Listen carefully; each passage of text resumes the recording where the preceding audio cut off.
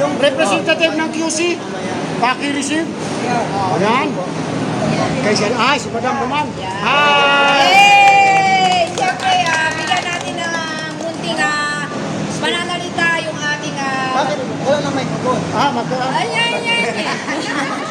Microphone po, oh. Wala na. Okay na yan. Maraming salamat sa inyo lahat. Kahit napakalayo ninyo, tinulungan niyo po kami. Pinapanawa po kayo ng Panginoon. At salamat sa inyo. Yes! God bless.